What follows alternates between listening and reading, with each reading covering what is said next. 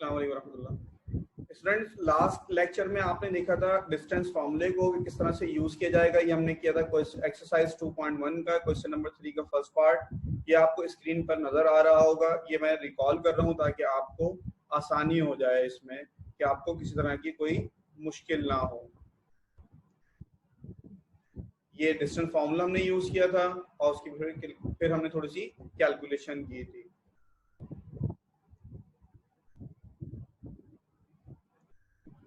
ये आपको नजर आ रहा होगा, मैंने डिटेल में डिस्कस किया था इसको और यकीनन आपने इसकी प्रैक्टिस भी कर ली होगी।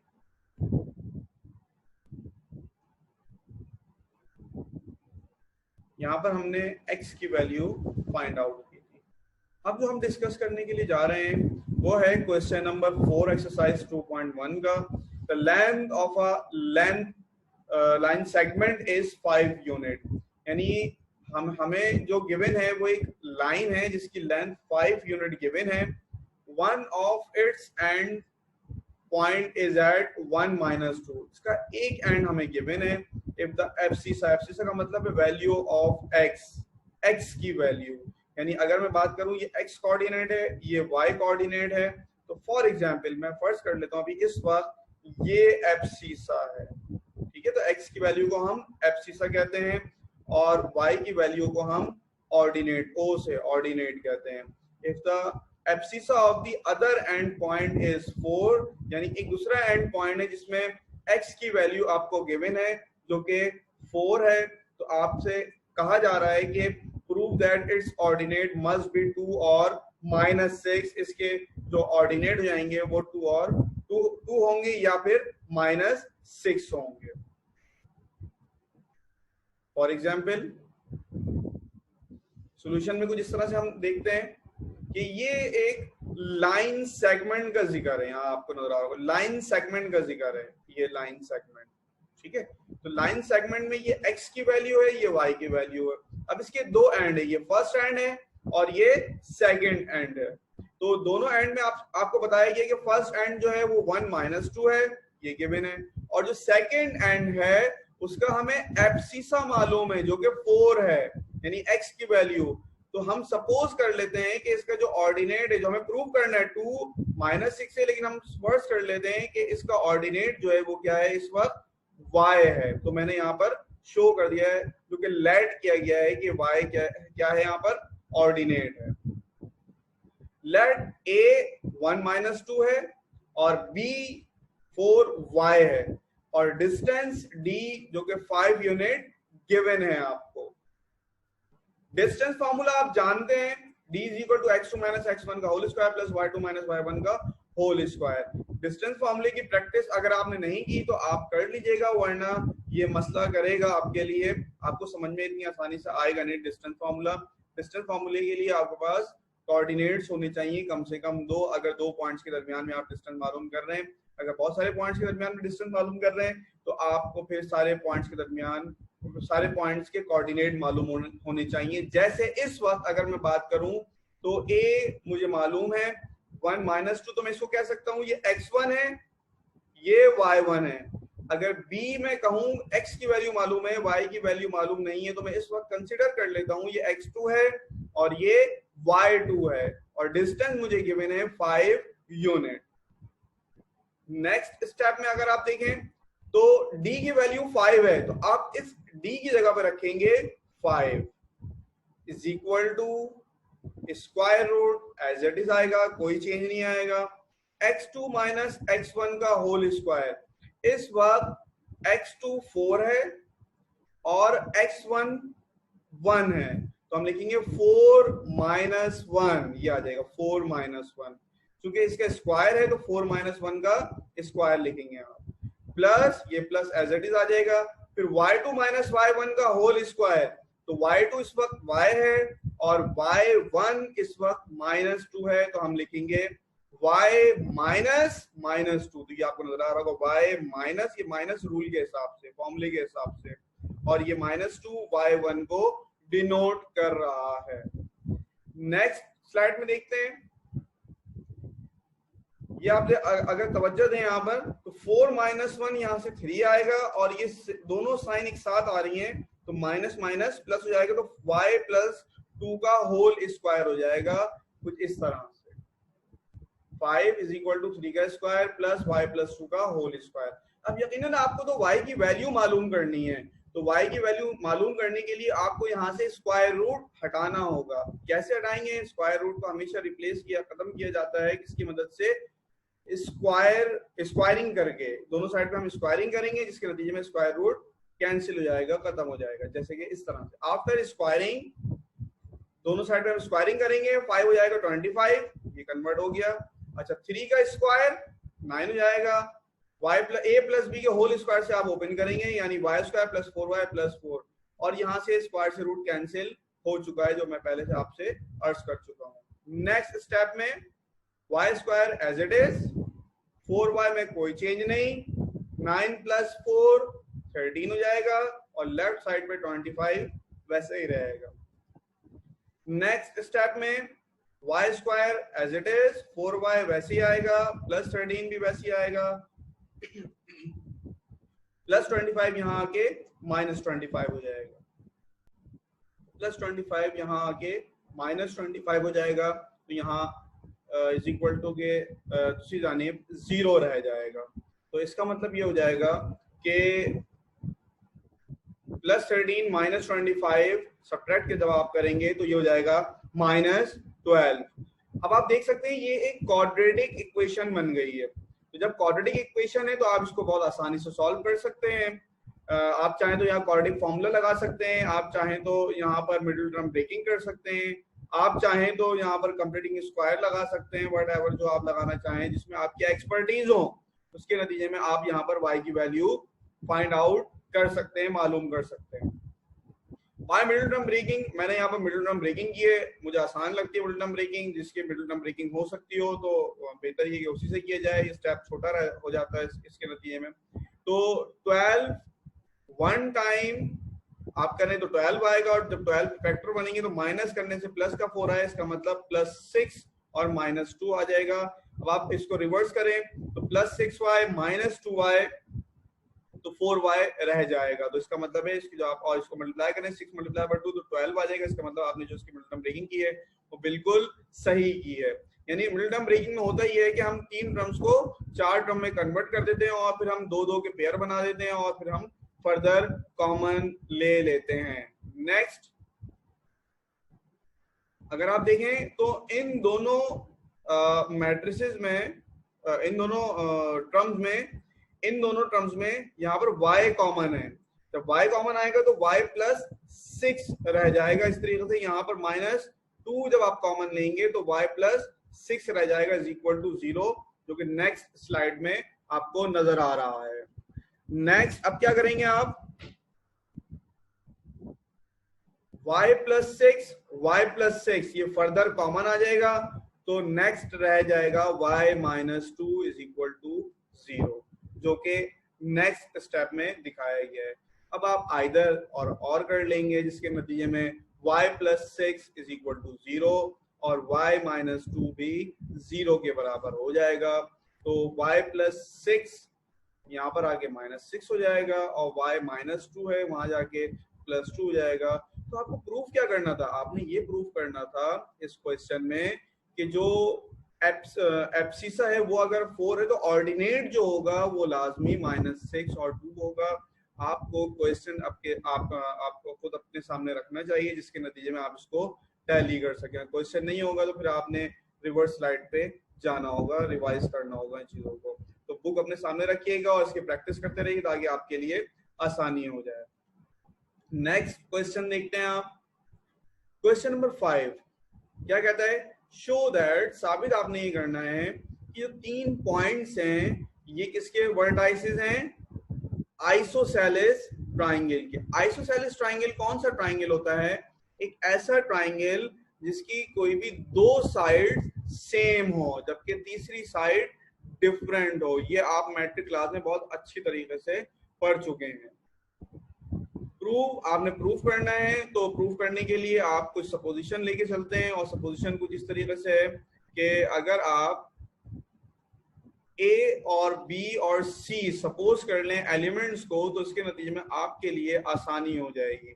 और आसानी क्या हो जाएगी कि -5 3 आपने इस वर्टेक्स को नाम दे दिया ए का, 3 2 को नाम दे दिया बी का, और -1 -4 को नाम दे दिया सी को। तो अब हम निशानदेही करने में आसानी हो जाएगी कि ए वर्टेक्स कौन सा है, बी वर्टेक्स कौन सा है, सी वर्टेक्स कौन सा है। Vertices is the plural of vertex. ये एक डायग्राम शो की गई है, बताई गई है यहाँ पर कि ए बी सी 3 वर्टाइसेस हैं किसी एक ट्राइंगल के। तो आपने सबसे पहला काम ये करना है कि तीनों साइड्स की लेंथ मालूम करनी है आपने। तीनों साइड्स की लेंथ कैसे मालूम करेंगे, यही तो अभी तक आपने सीखा है डिस्टेंस फॉर्मूले की मदद से। और डिस्टेंस फार्मूला आप जानते हैं, अब तो आपको याद हो गया होगा डिस्टेंस फार्मूला। वैसे आप ये फर्स्ट ईयर में भी पढ़ चुके हैं लॉ ऑफ कोसाइन की डेरिवेशन में।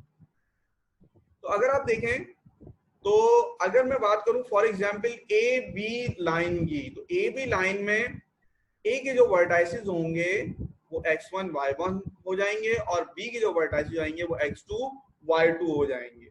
ठीक है जी। इसी तरीके से अगर मैं बात करूं बी और सी साइड की लाइन की, जो आपको नजर आ रही है, तो इसमें बी के कोऑर्डिनेट हो जाएंगे x1 y1 और सी के कोऑर्डिनेट x2 y2 हो जाएंगे। इसी तरीके से अगर मैं लेंथ मालूम करूं ए सी की, तो ए के वर्टाइस हो जाएंगे x1 y1 और सी के वर्टाइस हो जाएंगे x2 y2। तो ये यहाँ पर इस तरह से बताया गया है कि अगर हम बात करें ए बी की, तो ए बी के लिए x1 y1 x2 y2, तो हम डिस्टेंस फॉर्मूला यहाँ पर अप्लाई करेंगे। 3 -5 का होल स्क्वायर, ये आपको नजर आ रहा होगा, ये माइनस रूल के हिसाब से इसका है माइनस। ठीक है जी।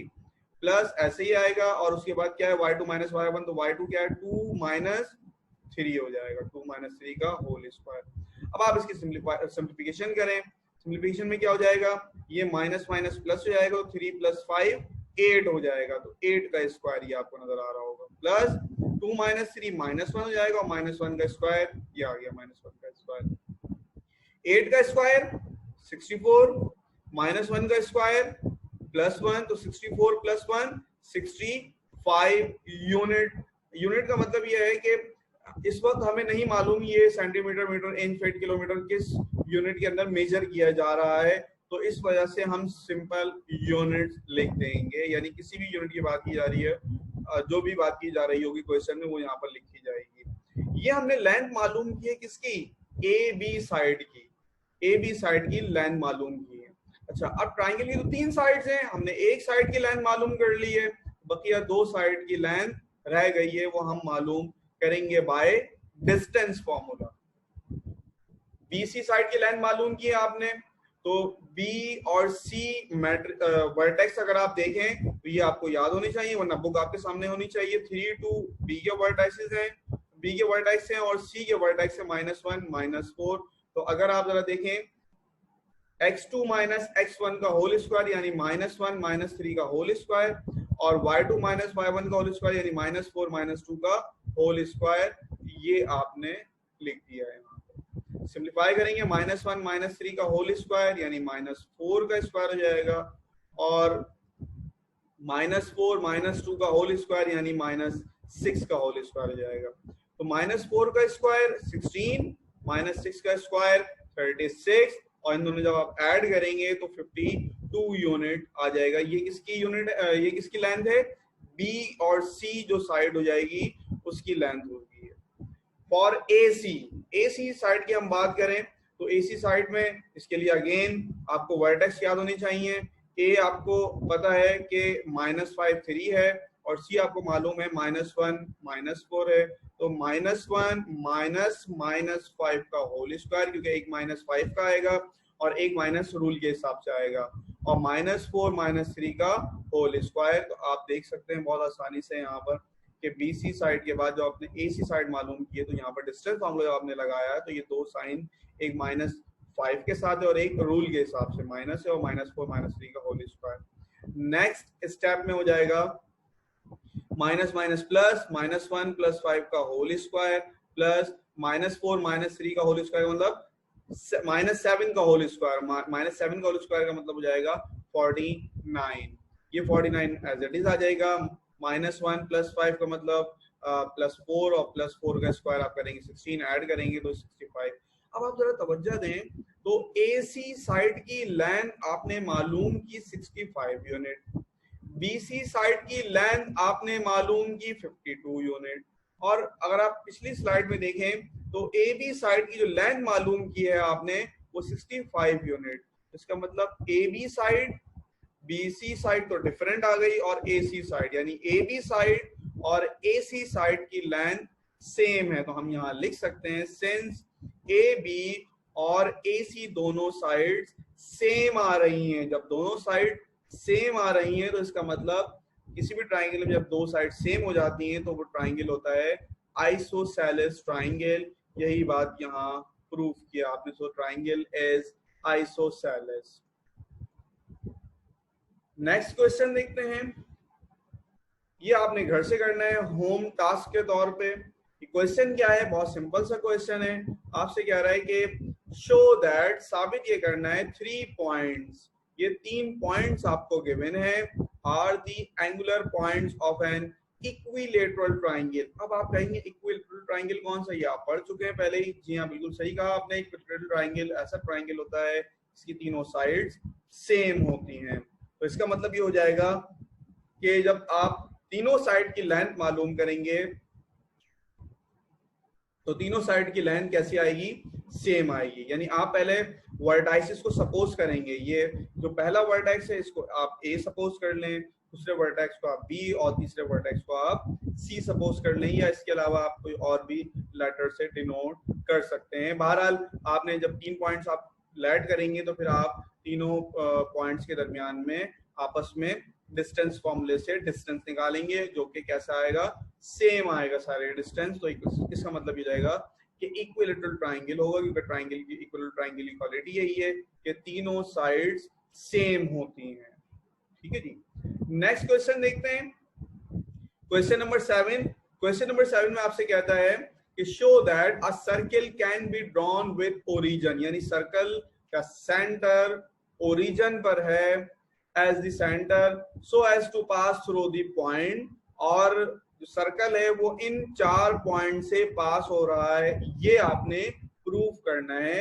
यानी एक सर्कल जिसका सेंटर ओरिजिन पर है और सर्कल इन 4 पॉइंट से पास हो रहा है, ये बात आपने साबित करनी है, प्रूफ करनी है। अगर देखते हैं हम प्रूफ को जिस तरीके से है कि आपने सबसे पहला काम ये किया है कि आपने जो वर्टाइसिस आपकी जो पॉइंट्स आपको गिवन है, इन पॉइंट्स को सपोज कर लिया है कि A B C और ये D, ये 4 पॉइंट्स हैं। और डायग्राम में अगर आप देखें, अगर और ओरिजिन को O से डिनोट किया गया है। डायग्राम में अगर आप देखें तो ओरिजिन O है, बकिया A B C D ये 4 पॉइंट्स आपको गिवन है। ख्याल रखिएगा आप इसका कि जिस तरतीब में क्वेश्चन में पॉइंट्स दिए जाएं इसी तरतीब से आप इसके नाम भी रखिएगा, A B C और D। ठीक है, आपके लिए आसानी हो जाएगी, वरना मुश्किल हो जाएगी थोड़ी सी आगे चल के। तो सबसे पहले हम क्या काम करेंगे, अब आपको पता है कि जो सर्कल होता है, सर्कल का सेंटर से तमाम पॉइंट तक का डिस्टेंस सेम होता है। तो इसका मतलब ये हो जाएगा कि हम पहले OA मालूम करेंगे, फिर OB मालूम करेंगे, फिर OC मालूम करेंगे, फिर हम OD मालूम करेंगे। जब ये चारों डिस्टेंस निकाल लेंगे, हम कैलकुलेट कर लेंगे, तो इसका मतलब ये चारों डिस्टेंसेस कैसे आने चाहिए, सेम आने चाहिए। अगर डिस्टेंसेस सेम आ गए तो हम प्रूफ कर चुके होंगे कि O सेंटर में है और ये बकिया वर्टाइसेस सर्कल के सरकमफेरेंस पर मौजूद हैं। अब हम मालूम कर रहे हैं OA के दरमियान डिस्टेंस मालूम कर रहे हैं। तो इसका मतलब क्या हो जाएगा, OX1 Y1 होगा और A क्या हो जाएगा, X2 Y2। जैसे कि आपको यहाँ नजर आ रहा है X1 Y1 X2 Y2, तो X2 माइनस X1 का whole square, Y2 minus Y1 का होल स्क्वायर, ये आपने फॉर्मूला यहाँ पर लगा दिया। आप जो है सिंप्लीफाई करेंगे, इसको सिंप्लीफाई करेंगे तो 0 माइनस 3 का स्क्वायर का मतलब हो जाएगा 3, और 3 का माइनस 3 का स्क्वायर 9 होता है। 0 माइनस 4 का मतलब -4, -4 का स्क्वायर 16 हो जाएगा, इज इक्वल टू, इनको ऐड करेंगे 25 और 25 का रूट 5 आता है। अच्छा, ये ख्याल रखिएगा कि OA जब आप कैलकुलेट कर रहे हो तो आप कोशिश करें कि पहला पॉइंट X1 Y1, दूसरा पॉइंट X2 Y2, लेकिन अगर आप ऐसे इस तरतीब में आप नहीं रखते तो आप किसी भी तरतीब में रख लें फॉर्मूले, डिस्टेंस फॉर्मूले में, तो उसके रिजल्ट पे कोई फर्क नहीं पड़ेगा। आप चाहें तो X1 Y1 इसको भी कह सकते हैं, X2 Y2 इसको भी नाम दे सकते हैं, रिजल्ट वही रहेगा, रिजल्ट पे कोई फर्क नहीं पड़ेगा।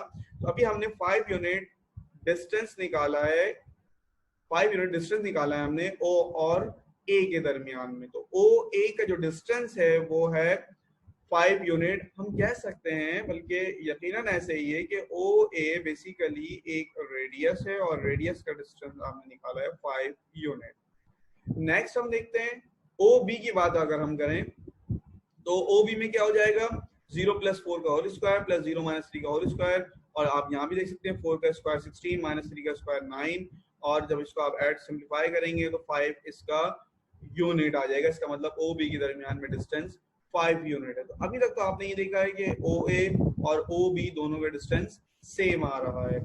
ओ सी की बात अगर हम करें तो ओ सी में क्या हो जाएगा, 0 - 5 का होल स्क्वायर प्लस 0 - 0 का होल स्क्वायर, तो ये तो 0 हो गया, खत्म हो जाएगा, कैंसिल हो जाएगा, और यहाँ से कोई कुछ नहीं बचेगा। 0 - 5 का मतलब -5 का स्क्वायर हो जाएगा, और ये 25 प्लस 0 का मतलब 25, और 25 का रूट 5 यूनिट आएगा। इसी तरीके से हम ओ डी का डिस्टेंस मालूम करें तो ये आपको कैलकुलेशन आपको आनी चाहिए। जब स्क्वायर रूट भी मौजूद हो तो किस तरह सिंप्लीफाई करते हैं मैं आपको बताता चलूँ। यहाँ पर ये तो आप वैल्यूज रख देंगे, आप वैल्यूज रखना कोई मसला नहीं है, लेकिन जब ये स्क्वायर आएगा माइनस पर तो माइनस तो प्लस में कन्वर्ट हो जाएगा, तो इससे परेशान होने की जरूरत नहीं है आपको, क्योंकि पावर इवन है तो यहाँ से रिजल्ट पॉजिटिव आएगा। अच्छा, जब ये स्क्वायर 2 पर आएगा तो ये 4 हो जाएगा, ठीक है जी। नेक्स्ट, जब ये स्क्वायर आएगा √5 पे या √5 पे, तो स्क्वायर से रूट कैंसिल हो जाएगा, सिर्फ यहाँ 5 रह जाएगा। यहाँ से जो 5 निकलेगा ना वो इस 4 से मल्टीप्लाई, क्योंकि 2 तो 4 में कन्वर्ट हो चुका है, तो 4 से मल्टीप्लाई होगा, 4 5 सा 20 हो जाएगा। बिल्कुल इस तरीके से जब यहाँ पर आएंगे तो स्क्वायर माइनस पे तो प्लस हो जाएगा, और स्क्वायर से रूट कैंसिल तो 5 आ जाएगा, यहाँ से 5 निकलेगा और यहाँ से 20 निकलेगा, तो कुछ इस तरीके से फिगर आ जाएगी। 25 और 25 का जब आप रूट लेंगे तो 5 यूनिट आ जाएगा। तो आप देख सकते हैं कि ओ ए वो 5 यूनिट आप पिछली स्लाइड में कैलकुलेट कर चुके हैं, ओ बी 5 यूनिट है, ओ सी 5 यूनिट है, और ओ डी भी 5 यूनिट है। तो आप यहाँ पर बहुत आसानी से कंपेयर कर सकते हैं कि ओ ए, ओ बी, ओ सी, ओ डी सबके डिस्टेंसेस कैसे हैं, सेम है। तो इसका मतलब वाकई ये सर्कल दिए गए पॉइंट से पास हो रहा है और सर्कल का सेंटर ओरिजिन पर मौजूद है।